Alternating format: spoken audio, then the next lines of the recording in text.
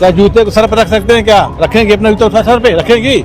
वो कह रहा था कि पैर की जूती को क्या सर पर रखोगे, और वो लड़की चुपचाप हैरान की, सर आप क्या बोल रहे हैं, आप क्या हैं? तो काम टीचर है, शिक्षक है। जो जिस कैटेगरी, जिस लेवल का, जिस स्तर का है उसी स्तर रहने दीजिए, उसको बदल नहीं पाएंगे, क्योंकि जब भगवान ने नहीं बराबर कर पाया तो हम लोग क्या कर पाएंगे? तो वो पूछते भी है कि ऐसी शिक्षा देते हैं आप?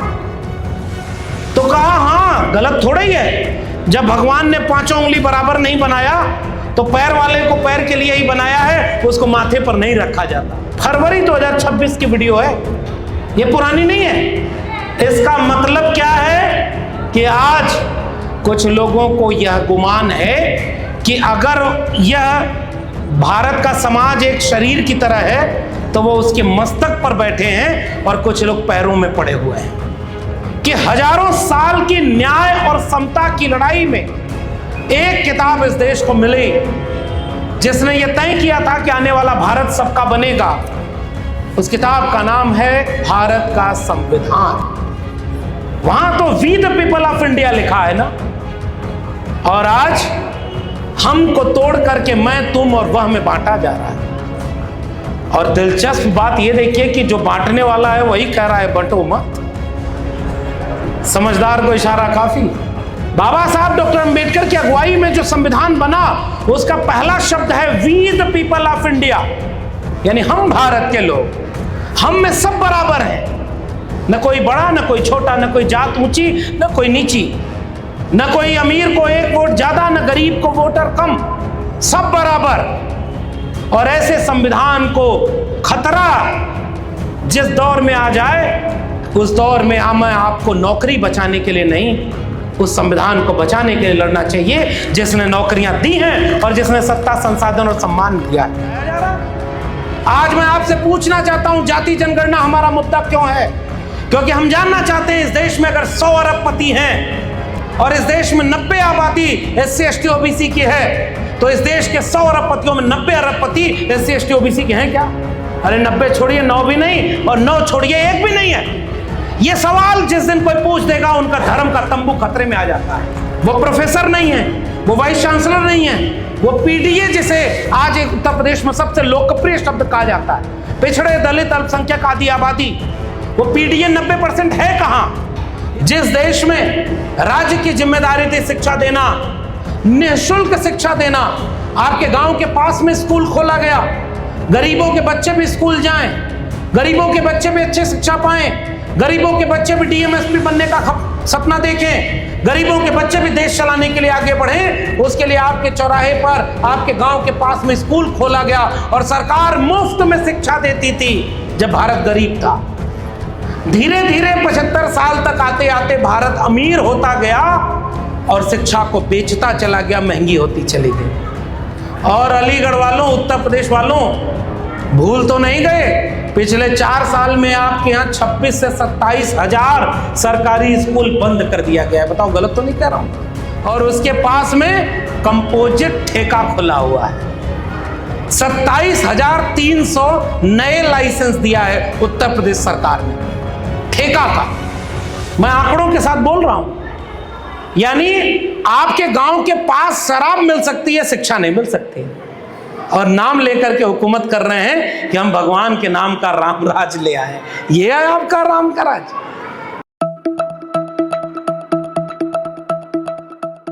अखिल भारतीय पिछड़ा वर्ग महासंघ के तत्वावधान में अलीगढ़ के इस ऐतिहासिक नुमाइश आयोजन अलीगढ़ महोत्सव में आए हुए मंच पर बैठे सभी सम्मानित अतिथिगण और सामने बैठे आप सब विशेष रूप से सम्मानित लोगों को मेरा क्रांतिकारी जय भीम, जय मंडल, जय संविधान है, इंकलाब जिंदाबाद है।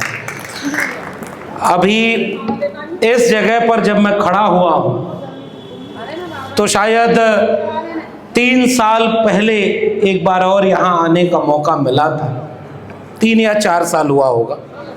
जी। और बहुत ही शानदार आयोजन उस समय रहा। और अभी दोबारा यहाँ आने का मौका मिला।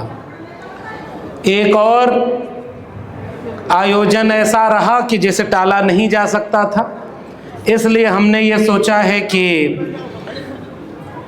उद्घाटन वक्तव्य की अनुमति हमने मांगी आयोजन समिति से, और उसके बाद और भी वरिष्ठ वक्ता हैं, बहुत सम्मानित लोग हैं और बहुत सारे लोग जो अपनी बात रखेंगे। हमें उम्मीद है कि इस आयोजन के बाद जो इसका मकसद है एक वैचारिक संदेश देने का, वो पूरा होगा।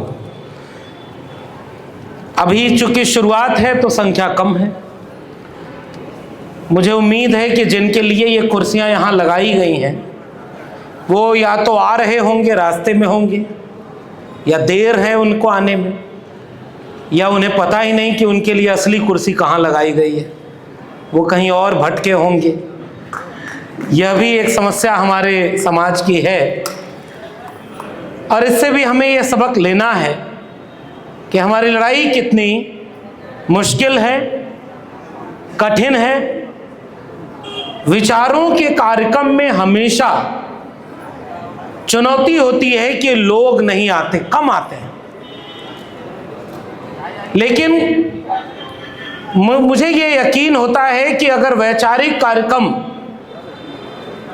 10% भी लोग आए और विचार को लेकर के बाहर निकले, गांव तक पहुंचाएं, तो उतने लोग बहुत पर्याप्त होते हैं किसी भी बड़े बदलाव और बड़ी क्रांति के लिए।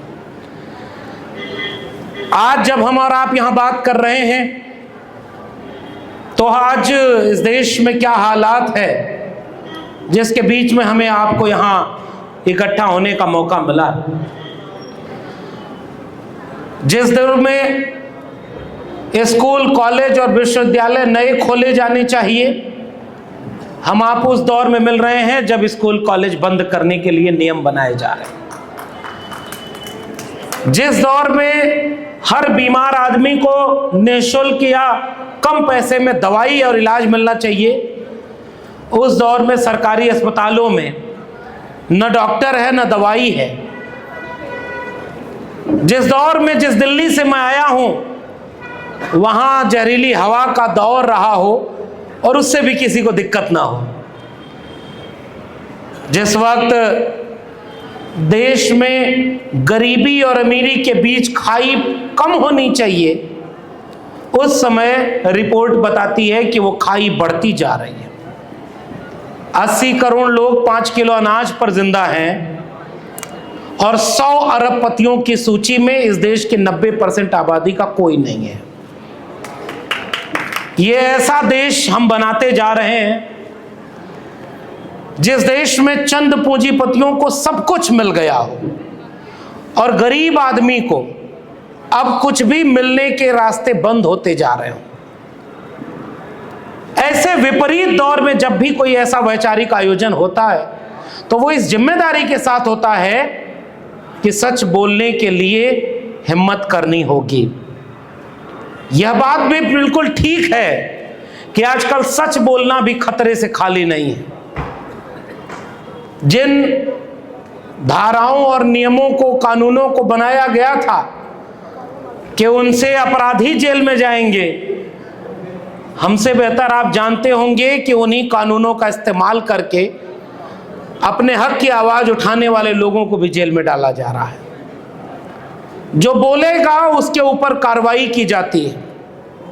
हुकूमत से आप सवाल न करें, उनकी हाँ में हाँ मिलाएं तो आपको बहुत बड़े बड़े तख्त मिल जाएंगे, आउट ऑफ टर्म प्रमोशन होगा। मगर हमारे जैसे लोग ये सवाल भी पूछते हैं, जितने सम्मानित लोग मंच पर हैं या सामने बैठे हैं, बहुत सारे लोग तो इतने अनुभवी हैं जिनकी जितनी उम्र संघर्षों में बीती उतनी तो मेरी उम्र भी नहीं होगी। अगर सब सत्ता के सामने झुक गए होते तो क्या हमारे लिए ऐसा भारत मिल पाया होता? और बोलना, सवाल करना किसी भी दौर में आसान नहीं रहा है। मुझे याद है कि संत कबीर, जिसे मैं इस पूरे भारतवर्ष का सबसे बड़ा नायक मानता हूं, क्या संत कबीर जब सच बोल रहे थे तो दुनिया उनके पीछे खड़ी हो गई थी क्या?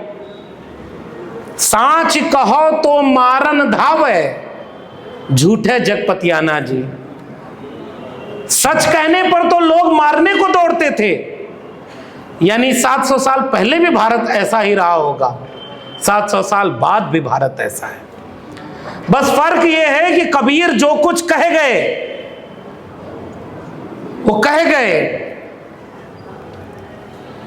माटी का एक नाग बनाकर पूजे लोग लुगाया, और जिंदा नाग जब घर में निकला ले लाठी दौड़ाया।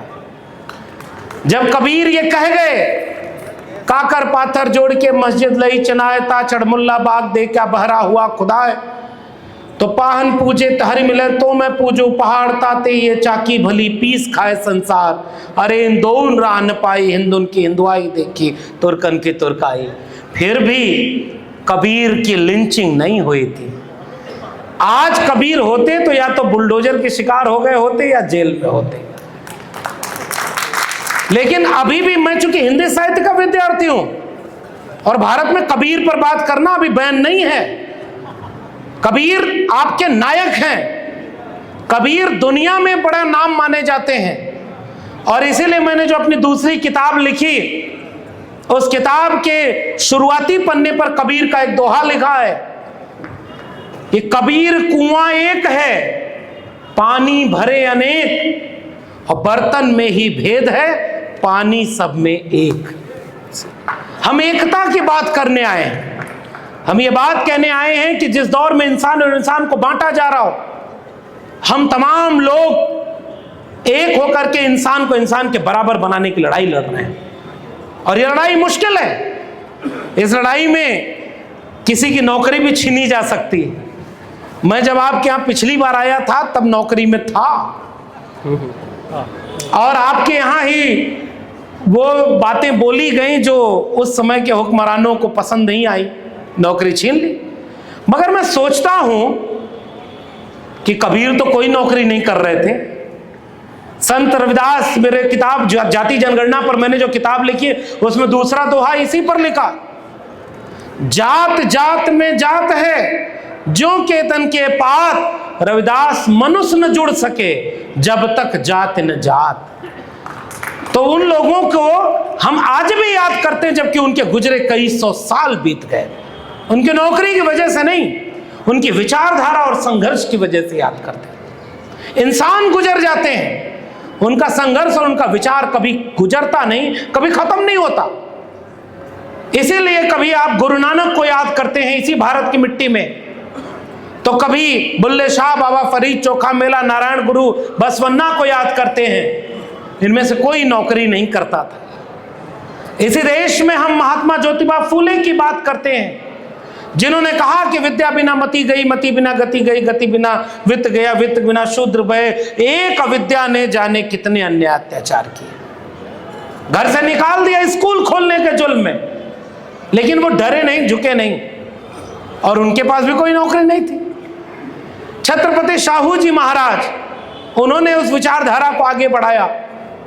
और उसके बाद महात्मा संत गाडगे, नारायण गुरु, और उधर हरियाणा में आप चले जाएं तो चौधरी छोटू राम, उत्तर भारत की तरफ आ जाएं तो समाजवादियों का पुराना लंबा आंदोलन, डॉक्टर राम मनोहर लोहिया, सन सोपा ने बांधी गांठ, पिछड़ा पावे 100 में 60, और तमाम लोगों की फहरिस्त आपको मिलेगी जिनके संघर्षों ने हमारे लिए एक अच्छा भारत बनाया था। और आज जब हम और आप बात कर रहे हैं तो आज हम कह रहे हैं, याद करते हुए, कि हजारों साल की न्याय और समता की लड़ाई में एक किताब इस देश को मिली जिसने यह तय किया था कि आने वाला भारत सबका बनेगा। उस किताब का नाम है भारत का संविधान। और मैं बार बार एक सवाल पुराने लोगों से पूछता हूं कि संविधान नहीं था तब भी तो लोग थे, इंसान थे। संविधान नहीं था तब गैर बराबरी थी। संविधान नहीं था तो इंसान की जात देख करके उनको सम्मान तय किया जाता था, संसाधन मिलता था और सत्ता मिलती थी। संविधान ने एक सपना दिखाया, और उस संविधान की प्रस्तावना में क्या लिखा है? हम भारत के लोग। वहां तो we the people of India लिखा है ना। और आज हमको तोड़ करके मैं, तुम और वह में बांटा जा रहा है। और दिलचस्प बात यह देखिए कि जो बांटने वाला है वही कह रहा है बंटो मत। समझदार को इशारा काफी। हम तो कह रहे हैं कि बांटा किसने? बाबा साहब डॉक्टर अंबेडकर की अगुवाई में जो संविधान बना उसका पहला शब्द है we the people of India, यानी हम भारत के लोग, हम में सब बराबर हैं, न कोई बड़ा न कोई छोटा, न कोई जात ऊंची न कोई नीची, न कोई अमीर को एक वोट ज्यादा न गरीब को वोटर कम, सब बराबर। और ऐसे संविधान को खतरा जिस दौर में आ जाए उस दौर में मैं आपको नौकरी बचाने के लिए नहीं, उस संविधान को बचाने के लिए लड़ना चाहिए जिसने नौकरियां दी हैं और जिसने सत्ता, संसाधन और सम्मान दिया है। इसलिए एक बड़ी लड़ाई हम लोगों को लड़ने की जरूरत आज है। और आज दुनिया के किसी देश में ऐसा इतिहास आप नहीं पाएंगे कि उस देश ने अगर दुनिया का सबसे शानदार संविधान बनाया तो उस संविधान को बदलने के लिए भी लोग चुनाव लड़ने के समय नारा लगा दें। आपके यहां अगर अच्छा संविधान बना है तो अगर उसके खिलाफ कोई बात करेगा तो आप उसे सजा देंगे, और इस देश में उसको सत्ता देते हैं। समझदार होंगे तो आप समझ जाएंगे संविधान तो किसी जाति और धर्म का नहीं था ना, संविधान ने तो सबको बराबरी का हक दिया। और संविधान उसी को खतरा बना करके आज कुछ लोग इस देश में कहते हैं कि मनुस्मृति उससे ज्यादा अच्छी है, जिसमें शूद्रों को, महिलाओं को क्या लिखा है इस पर फिर कभी विस्तार से बात होगी। और हमारे जैसे लोग तो वो सारी बात आपको समझाते ही रहते हैं। क्या आप इस देश में ऐसा ग्रंथ लागू करना चाहते हैं जो इंसान को शूद्र होने पर अपमानित करने के लिए लिखा गया हो, महिला विरोधी हो, लेकिन उनका सम्मान होगा? आप कभी ऐसा देश देखे हो कि जिसमें ये कहा जाए कि अगर इस मुल्क को संविधान बनाने वालों ने कहा कि हम भारत के लोग भारत को एक संपूर्ण प्रभुत्व संपन्न, लोकतंत्रात्मक, समाजवादी, पंथ निरपेक्ष गणराज्य बनाने के लिए, यानी अब ये है नहीं, इसको बनाना था, एवं उसके समस्त नागरिकों में स्वतंत्रता, समानता और अभिव्यक्ति और अवसर की समता दिलाने के लिए। इसका मतलब मिली नहीं थी, संविधान के जरिए तो मिलनी थी। और जैसे ही वो मिलना शुरू हुई 75 साल भी नहीं बीते और आज खुलेआम इस देश में लोग मीडिया में बयान देते हैं कि इस देश के संविधान को बदलना है। बताइए आपने सुना कि नहीं सुना ये बयान? अब एक आज का वक्त देखिए, पता नहीं आपने वो वीडियो देखी कि नहीं, जरा मैं आपको बताना चाहता हूं उसके जरिए कुछ कहने के लिए कि आज एक दिल्ली में कनॉट प्लेस एक जगह है, कनॉट प्लेस, वहां पर एक टीचर, एक शिक्षक है और एक बच्ची इंटरव्यू ले रही थी। पता नहीं आपने देखा कि नहीं देखा? वो उससे पूछती है कि भाई ये जात व्यवस्था बड़ी खराब चीज है, खत्म होनी चाहिए। तो वो क्या बोलता है कि ये पांचों उंगलियां बराबर हैं क्या? देखा आपने? नहीं देखा हो तो देखिएगा। फिर वो कहता है कि ये पैर की जूती को सर पर रखोगी तुम, बताओ। मैं वहीं से एकदम ताजा उदाहरण ले लेता हूं। वो कह रहा था कि पैर की जूती को क्या सर पर रखोगे? और वो लड़की चुपचाप हैरान की, सर आप क्या बोल रहे हैं, आप क्या हैं? तो कहा हम टीचर हैं, शिक्षक हैं। तो वो पूछती भी है कि ऐसी शिक्षा देते हैं आप? तो कहा हाँ, गलत थोड़ा ही है। जब भगवान ने पांचों उंगली बराबर नहीं बनाया तो पैर वाले को पैर के लिए ही बनाया है, उसको माथे पर नहीं रखा जाता। ये 2026 फरवरी 2026 की वीडियो है, ये पुरानी नहीं है। इसका मतलब क्या है कि आज कुछ लोगों को यह गुमान है कि अगर यह भारत का समाज एक शरीर की तरह है तो वो उसके मस्तक पर बैठे हैं और कुछ लोग पैरों में पड़े हुए हैं। इसीलिए मैं याद करता हूं सर, डॉक्टर बाबा साहब अंबेडकर और उन तमाम लोगों ने एक इतना खूबसूरत संविधान बनाया कि अब पैर और सर में ऊंची नीच का भेदभाव नहीं रहेगा, सब बराबर रहेंगे। और इसी बराबरी से जिसको दिक्कत है वो आपके खिलाफ एकजुट हो गए हैं। और आज इस मंच पर अपने समय की समस्याओं पर बात नहीं होगी तो यहां से कोई दिशा नहीं निकलेगी। समस्या यह है कि आपके लिए विश्वविद्यालय बनाए गए। मेरी पहली किताब अगर आपने पढ़ी होगी तो मैंने उन खतरों को वहां बताया था, प्रोफेसर की डायरी। मानसिक गुलामी, आर्थिक गुलामी, सामाजिक गुलामी, राजनीतिक गुलामी, जितनी भी तरह की है, उन सब से लड़ने के लिए समझदारी की जरूरत होती है, विचार की जरूरत होती है। और विचार और समझदारी देने का सबसे आसान और सबसे अच्छा जरिया है शिक्षा। शिक्षा के जरिए ही आप लोगों को संपन्न कर सकते हैं, मानसिक गुलामी से आजादी दिला सकते हैं। शिक्षा के जरिए ही आप उन लोगों को आगे आने वाली पीढ़ियों के लिए संघर्ष का रास्ता दिखा सकते हैं। और शिक्षा लोकतांत्रिक देश में होनी है चाहिए कि गरीब अमीर के नाम पर तय ना हो कि गरीबों को शिक्षा मिलेगी या नहीं मिलेगी। मैं तो 14 साल प्रोफेसर रहा। जिस देश में राज्य की जिम्मेदारी थी शिक्षा देना, निःशुल्क शिक्षा देना, आपके गांव के पास में स्कूल खोला गया, गरीबों के बच्चे भी स्कूल जाएं, गरीबों के बच्चे भी अच्छी शिक्षा पाएं, गरीबों के बच्चे भी डीएमएसपी बनने का सपना देखें, गरीबों के बच्चे भी देश चलाने के लिए आगे बढ़ें। उसके लिए आपके चौराहे पर, आपके गांव के पास में स्कूल खोला गया और सरकार मुफ्त में शिक्षा देती थी जब भारत गरीब था। धीरे धीरे 75 साल तक आते आते भारत अमीर होता गया और शिक्षा को बेचता चला गया, महंगी होती चली गई।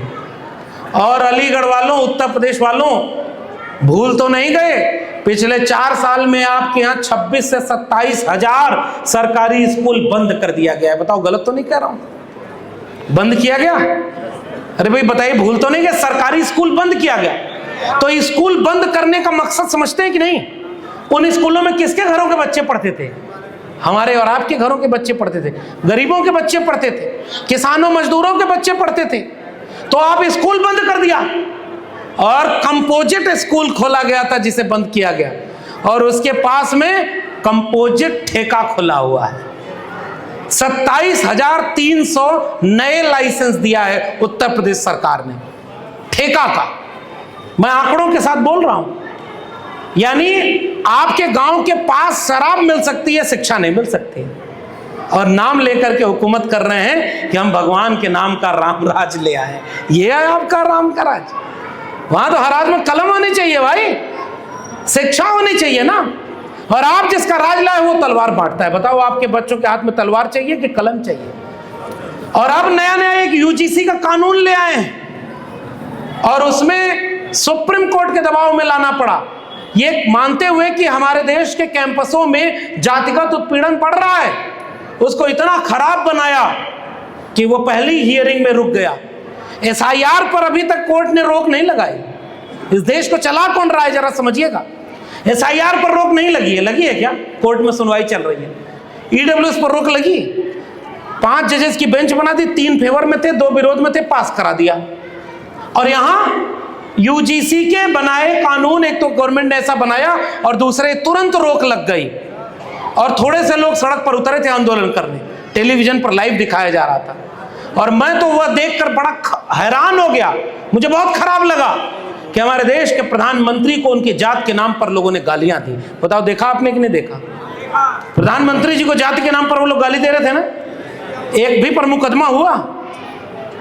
कितना खराब खराब नारे लगा रहे थे उनके ऊपर। हाँ वो देखो सब बता रहे नौजवान, उनके जात को लेकर के गाली दे रहे थे, उनके लिए गाली दे रहे थे जो कहते थे कि जो करेगा जात की बात उसको मारूंगा कस के लात। बोला था ना। मेरी दूसरी किताब जाति जनगणना पर मैंने इसीलिए लिखी, बहुजन समाज के मेरे लोगों, हमारे लोग असल में उस जाल में फंस जाते हैं जिसमें उन्हें नहीं फंसना था। और हजारों साल का इतिहास मैंने इसीलिए गिनाया कि हर दौर में ऐसे विचारक, ऐसे लोग आए जो आपको आगाह किए कि शिकारी आएगा, जाल फैलाएगा, दाना डालेगा, लेकिन चिड़ियों तुम जाल में फंसना मत। और आपको कभी धर्म का जाल फैलाकर, कभी कथा का जाल फैलाकर और कभी किसी चीज का जाल फैलाकर आपको फंसाया जा रहा है। आज मैं आपसे पूछना चाहता हूं, जाति जनगणना हमारा मुद्दा क्यों है? क्योंकि हम जानना चाहते हैं इस देश में अगर 100 अरबपति हैं और इस देश में 90 आबादी SC ST OBC की है, तो इस देश के 100 अरबपतियों में 90 अरबपति SC ST OBC के हैं क्या? अरे 90 छोड़िए, 9 भी नहीं, और 9 छोड़िए 1 भी नहीं है। ये सवाल जिस दिन कोई पूछ देगा उनका धर्म का तंबू खतरे में आ जाता है। इसलिए हम कहते हैं कि भारत को बांट रहे हो, हम यह भी जानना चाहते हैं कि 84 करोड़ लोग आज 5 किलो अनाज लेने पर मजबूर कर दिए गए, उसका जाति जनगणना कराएंगे तो उन 84 करोड़ लोगों में से 90% SC ST OBC निकलेंगे। आप अपने सरकारी अस्पताल में जाना, सुबह देखना बीमार बन करके लाइन लगा करके दवाई के लिए तड़प रहे लोग 90% SC ST OBC निकलेंगे। हम कहां हैं 90%? हम बेरोजगारों की भीड़ में शामिल हैं। आपके जिले में भी कोई लेबर चौराहा होगा, सवेरे जाकर उसकी जाति जनगणना करा लेना। दिन दिहाड़ी मजदूरी के लिए जो लोग खड़े होंगे वो 90% SC ST OBC होंगे। आपके बच्चे जो तैयारी कर रहे हैं, जिनको नौकरी नहीं मिली, वो 90% वहां खड़े। मैं तो विश्वविद्यालय में रहा और जाति जनगणना पर हमने भी सवाल किया, क्या इस देश के 90% विश्वविद्यालयों में प्रोफेसर आपके बच्चे हैं क्या? मैं आंकड़े बताऊं, 45 केंद्रीय विश्वविद्यालय, 38 प्रोफेसर SC ST OBC नहीं है। अब कौन है ये समझ जाएंगे आप। 1 शेड्यूल कास्ट, 1 शेड्यूल ट्राइब और 5 OBC, जिसमें से 2 साल में 3 लोग रिटायर हो गए। फिर ये किसका भारत है? सुप्रीम कोर्ट के जज कितने हैं? सुप्रीम कोर्ट के जज जो बने हैं उनमें एक दलित भी पिछले दिनों बने थे, एक उनके पहले बने थे, चीफ जस्टिस ऑफ इंडिया। और चीफ जस्टिस ऑफ इंडिया जब दलित बने तो उनके ऊपर जूता मारा था किसी ने। वो आज जेल में है कि बाहर है बताइए? कुछ दिन बाद किसी एक पार्टी का टिकट पर चुनाव न लड़े तो कहिएगा। समझदार को इशारा काफी। आपने यही तो किया। तो हमारे 90% लोग हैं कहां? वो प्रोफेसर नहीं है, वो वाइस चांसलर नहीं है, वो PDA जिसे आज एक उत्तर प्रदेश में सबसे लोकप्रिय शब्द कहा जाता है, पिछड़े दलित अल्पसंख्यक आदि आबादी, वो PDA 90% है कहां? इसलिए जाति जनगणना जब होगी तो जाति जनगणना के जरिए इस देश को आंकड़े पता चलेंगे। और आज ये नौजवान जानते होंगे कि उसी UGC कानून के लिए जब नौजवान विश्वविद्यालय में लड़ाई कर रहे हैं तो उनके ऊपर जेल मुकदमा किया जा रहा है। बिना जाति जनगणना के इस देश को पता कैसे चलेगा कि 10 रोटी पर 90 लोग पेट भर रहे हैं और 90 रोटी 10 आदमी खा रहा है? ये देश जानना चाहता है कि वो 10 आदमी कौन है। और हम भी ये बात कहने के लिए जाति जनगणना के मुद्दे को उठाना चाहते हैं कि ये UGC वाले मामले में इसीलिए आप कामयाब हुए क्योंकि मीडिया में आपके लोग नहीं, विश्वविद्यालय में आपके लोग नहीं, प्रोफेसर नहीं, वाइस चांसलर नहीं, तो आपकी बात करेगा कौन? इसीलिए बाबा साहब डॉक्टर भीमराव अंबेडकर ने जो संविधान दिया, उस संविधान ने समता और न्याय की बात की थी। और हम भी चाहते हैं कि समता और न्याय के इस पैगाम को लेकर हमें बड़ी लड़ाई लड़नी पड़ेगी। और आखिर में, क्योंकि बहुत वक्ताओं की लंबी फहरिस्त है, मैं अपनी बात समेटते हुए कह रहा हूं, SC ST OBC को जब बाहर किसी दुश्मन से नहीं लड़ना होता है तो वो आपस में लड़ता है। बताओ गलत कह रहा हूं सही? वो सबसे पहले अपने घर में लड़ता है। OBC में जो जातियां थोड़ी ताकतवर हैं, जोड़ी, अभी हम लोग बैठे थे हमारे पूर्व जिलाध्यक्ष जी के घर पर, तो वहां पर ये बात हो रही थी, कई समाज के लोग थे और सबकी ये पीड़ा है कि असल में जो जहां ताकतवर होता है वो अपने कमजोर को कुछ समझता ही नहीं। और जब आपस में आप लड़ते रहोगे तो तीसरा कोई आएगा। 2 बिल्लियां लड़ रही थी रोटी के लिए, तो एक बंदर आता है और कहता है कि मैं न्याय करता हूं, रुको। तो तराजू लेकर जब आता है तो एक तरफ रोटी ज्यादा रखता है, दूसरी तरफ कम। तो इधर से खा लेता है तो इधर ज्यादा हो जाती है, फिर इधर खा लेता है, इधर ज्यादा हो। धीरे धीरे वो दोनों तरफ की रोटी खा जाता है और बिल्लियों से कहता है कि देखो मैंने कितना अच्छा न्याय किया है, जितनी भूखी तुम हो उतनी भूखी ये है। और दोनों खुशी खुशी घर चले जाते हैं। क्या इस देश के PDA बहुजन समाज, उसके सामने ये खतरा नहीं है कि हमारी आपस के मतभेद का फायदा मुट्ठी भर लोग उठा रहे हैं? क्या ये एक होने के लिए काफी नहीं? और उनकी जिम्मेदारी ज्यादा है। हमारे समय जाति जनगणना, मेरी किताब आप पढ़िएगा जरूर, उसमें मैंने बाकायदे इतिहास लिखा है कि समाजवादियों ने जब नारा लगाया था कि सबको 2 बातें हैं मोटी मोटी, सबको इज्जत सबको रोटी, मिटे गरीबी और अमीरी, मिटे चाकरी और मजबूरी, 100 से कम न 1000 से ज्यादा समाजवाद का यही तकाजा। और अर्जक संघ से लेकर के त्रिवेणी संघ का आंदोलन इस देश में हुआ। मैंने अपनी किताब में विस्तार से बताया क्योंकि नई पीढ़ी के बच्चे नहीं जानते। तो वो लड़ाई लड़े तब तो हम यहां पहुंचे। और मंडल लागू करने के समय जब इस देश में, मैं ये देखकर हैरान हुआ, अनंतराव अकेला साहब बैठे हुए हैं, और मैंने जब रिसर्च किया और ये पाया और उसे अपनी किताब में लिखा, बहुजन समाज के लोगों, हमारे पुरखे पहले भी कई बार बड़े बड़े सामाजिक गठबंधन बना चुके थे और मंडल लागू करने के लिए जहां एक तरफ शरद यादव, मरहूम नेताजी मुलायम सिंह यादव, लालू प्रसाद जी लड़ रहे थे, तो उनके साथ कौन लोग खड़े थे? रामविलास पासवान उस समय के। बाद में तो सारे लोग कुर्सी की दिशा में कहीं और चले गए। नीतीश कुमार। और उत्तर भारत में उस लड़ाई को मजबूती से लड़ने का काम कर रहे थे मान्यवर कांशी राम। आप कल्पना करिए, मैंने बाकायदा एक चैप्टर लिखा है और उसमें यह बात बताई कि कैसे हमारे बहुजन समाज के लोग एक होकर के लड़ रहे थे। और गाजीपुर में एक जगह है मुहासिबपुर, वहां पर 4 लोग मारे गए और चारों शेड्यूल्ड कास्ट कम्युनिटी के थे जो मंडल लागू करने के लिए लड़ाई में मारे गए थे। जब जब जरूरत पड़ी हम एक हुए, और जब एक हुए तभी बचे। इसलिए उस किताब के इतिहास को आज हमारे सामने खड़ा करने की जरूरत है। उस समय नारा लगा, जिसकी जितनी संख्या भारी उसकी उतनी हिस्सेदारी। बाद में उस नारे को संशोधित करके आज लगाना जरूरी है कि जिसकी जितनी संख्या भारी उसकी उतनी जिम्मेदारी। अगर हम जिम्मेदारी निभाएंगे तो हम एक बड़ी एकता बनाने में कामयाब हो जाएंगे। उदाहरण के लिए, अगर ओबीसी कम्युनिटी में मैं यादव समाज से आता हूं, या और हमारे जाट गुज्जर भाई हैं, अभी राजकुमार भाटी साहब आएंगे, वो भी विस्तार में आपको यही बात बताएंगे। जिसकी आबादी ज्यादा उसकी जिम्मेदारी ज्यादा।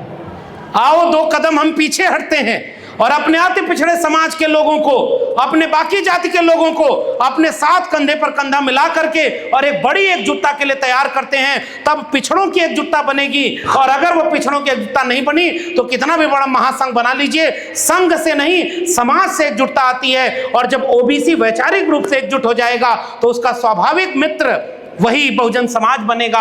शेड्यूल कास्ट, शेड्यूल ट्राइब के लोग आपके साथ खड़े होंगे। और कल्पना करिए कि जिसकी आबादी 90% उसकी हुकूमत ना हो, ऐसा संभव है क्या? इसलिए अब बहुत मुश्किल वक्त है। ये आखिरी बात कहकर के आपसे विदा ले रहा हूं। हम चुनाव की बात नहीं कर रहे, चुनाव तो आते हैं जाते हैं। विचार अगर हार गया तो फिर विचारों की लड़ाई लड़ने के लिए नहीं कोई अंबेडकर लौट कर आएगा, नहीं कोई लोहिया आएंगे, नहीं कोई पुराने मंडल आंदोलन के लोग आएंगे। और आने वाले समय में ये लड़ाई इतनी कठिन कर दी जाएगी। आप जाकर देखिए साहब, आज जो बोल रहा है, आज आप कोई सवाल हुकूमत से पूछ दो, अगर शाम तक उसके घर ईडी सीबीआई नहीं पहुंच जाए तो कहिए। और परेशान करने के लिए हम लोगों को भी इतनी तरह से परेशान किया जाता है कि पूछिए मत। तो फिर लड़ेगा कौन? तो जो लड़ता है उसका 2 काम किया जाता है, उसको आपके नजर में बदनाम कर दिया जाता है। इसलिए आपको भी कुछ लोग बरगलाने आएंगे कि ओबीसी में फला ने तुम्हारा हक खा लिया, केवल इसलिए कि उससे तुम लड़ जाओ और दूर हो जाओ। उससे कहना कि बिना जाति जनगणना के हम मानेंगे कैसे? इसलिए जाति जनगणना होनी जरूरी है। सबको सबके हिस्से का न्याय मिले और संविधान को आगे रख करके, संविधान को के हाथ में लेकर के दंगाई नफरत की भीड़ में जाने से अपने बच्चों को बचाइएगा। ये मैं दूसरी बात आपसे गुजारिश कर रहा हूं। पहला मुद्दा जाति जनगणना और संविधान है जिस पर हम सब एक हो सकते हैं। दूसरा मुद्दा, ये सांप्रदायिक ताकतें आपके घर का मोहब्बत और अमन चैन छीन रही हैं और आपके बच्चों को दंगाई बना रही हैं। मैं आपसे गुजारिश करके जा रहा हूं, नजर रखिएगा कि आपके घर का कोई बच्चा किसी दंगाई भीड़ में शामिल ना हो जाए और उससे अपने घर के बच्चों को बचाइएगा। क्योंकि जो नेता दंगा कराता है उसका नेता का बच्चा सब विदेश में पढ़ाई करता है, एक भी दंगा करने नहीं आता और गरीबों के बच्चों को दंगे में झोंकने का काम करता है। इसलिए उस सांप्रदायिकता से हमारी लड़ाई हमेशा रहेगी जो डॉक्टर लोहिया की थी, डॉक्टर बाबा साहब अम्बेडकर की थी। और तीसरी बात, शिक्षा, कलम और किताब की बात करिएगा। कलम और किताब हर हाथ में पहुंचे, कलम और किताब से शिक्षा मिले और शिक्षा से ही समझदारी आएगी। और इस बात को आपस में जाकर कहिएगा, जिस भी गांव में जाएं और हाथ जोड़ करके कहें कि अगर हमसे कोई गलती हो गई हो तो माफ करना। माफी मांगने वाला छोटा नहीं होता, वो बड़ा होता है। अगर हम एक दूसरे से हाथ में हाथ बांध नहीं पाए तो आने वाले खतरे में, अब अगर संविधान बदल गया तो फिर दूसरा कोई संविधान बनाने और बचाने नहीं आएगा। मैं इसी उम्मीद के साथ कि अलीगढ़ से एक पैगाम निकले कि हम उन लोगों को जो संविधान विरोधी हैं, जो हमारे सामाजिक न्याय के विरोधी हैं, जो शिक्षा विरोधी हैं, उनको कभी अपने प्रदेश और देश की हुकूमत में न रहने दें और संविधान से देश चले, संविधान से ही सब मोहब्बत प्यार से रहें। इसी उम्मीद के साथ आप सबको बहुत बहुत धन्यवाद और फिर मिलेंगे। जय भीम, जय मंडल, जय समाजवाद, जय संविधान, इनकलाब जिंदाबाद।